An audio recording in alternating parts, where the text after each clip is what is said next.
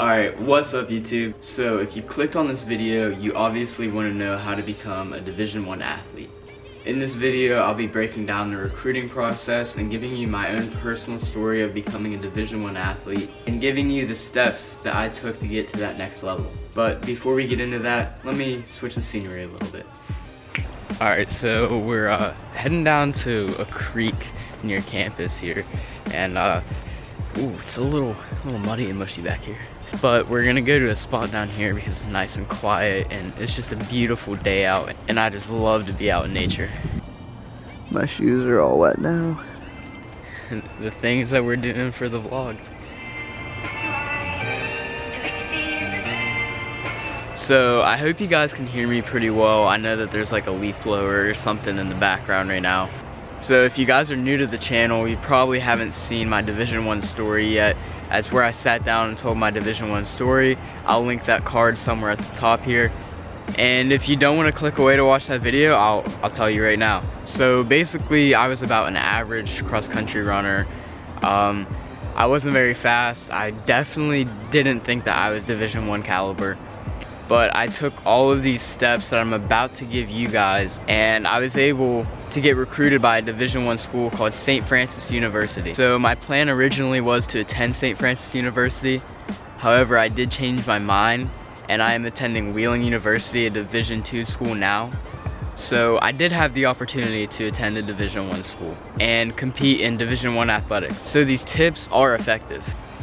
Okay, before we get into this next part, if you're new to the channel and you like what you're seeing so far, hit that subscribe button. I make a lot of videos about the collegiate athlete life. If you haven't done so already, go follow me on Instagram. It's going to be right here at the bottom of the screen.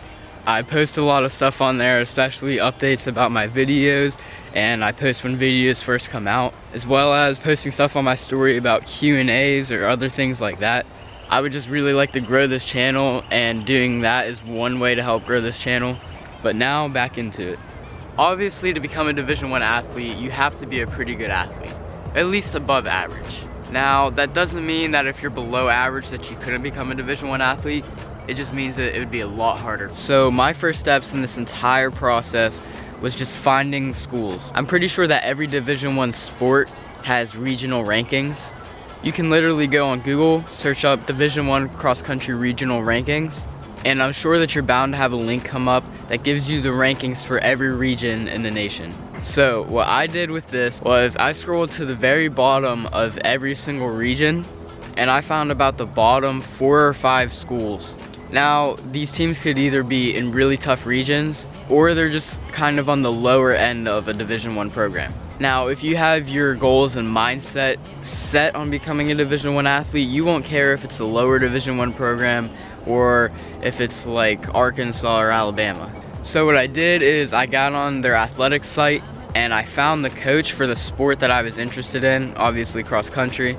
And so from there, I began sending emails. In your email, you want to include that you're interested in the school, that you have a love for the sport that you're playing, and that you would love to be in contact with the coach. Now, along with this, I also created a recruiting form where I basically listed my academic information, all my athletic information, height, weight, my personal bests, and some of my accomplishments. And then at the end of that form, I wrote about 2 paragraphs saying how much I love the sport and how much I wanted to continue that sport at the collegiate level. Then you can simply attach this form in the bottom of your email. So doing all of this stresses to the coach how much you love the sport and how much you want to continue it. Now, I did this for a number of schools. I got a few emails back. Now, I did get rejected by a few of these schools, but there were those schools like St. Francis that were actually interested in me.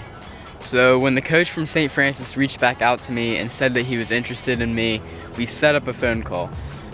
I just had to move from that spot. It was getting a little bit boring. So now this gets into the whole recruiting process. Now, when being recruited by a school, you obviously want to talk to the coach. I can't stress enough how important it is to have a phone call conversation and trying to have a face-to-face conversation with the coach. With this, you can tell what the coach is like, because you obviously don't want to be an athlete under a coach that you're not going to like. So not only did I have phone calls with this coach, but I also took a campus visit. You can do all these phone calls, you can talk face to face with this coach, but an extremely important thing is to take a campus visit. Now, whether you're going to an open house or just an unofficial visit with the coach, walking around campus, just to see what the campus is like. Obviously, as a collegiate athlete, college comes first. Student athlete, you must worry about your academics. Finding a place that you're going to like is the most important thing. Unless some of you just don't care about the academics and are so worried about becoming a Division I athlete. I took a campus visit, went to an open house, did the whole tour and everything.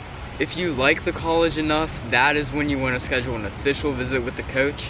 An official visit is basically you just go, you'll stay overnight, maybe sit in on a few classes, you hang out with the team and do fun activities.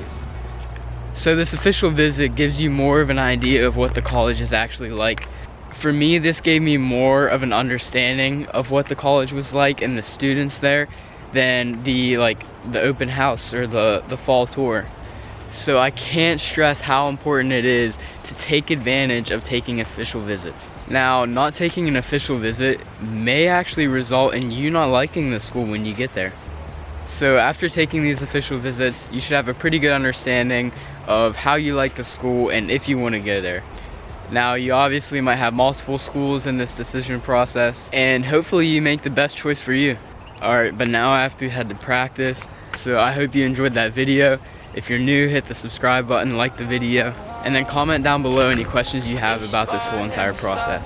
Other than that, I'll see you guys in the next video. They say I'm too wavy, go water like a boat. Me inside the Navy, I hope you stay afloat. Blow them, they go crazy, you better watch your hoe. Ever since I came up, I ain't changed up on my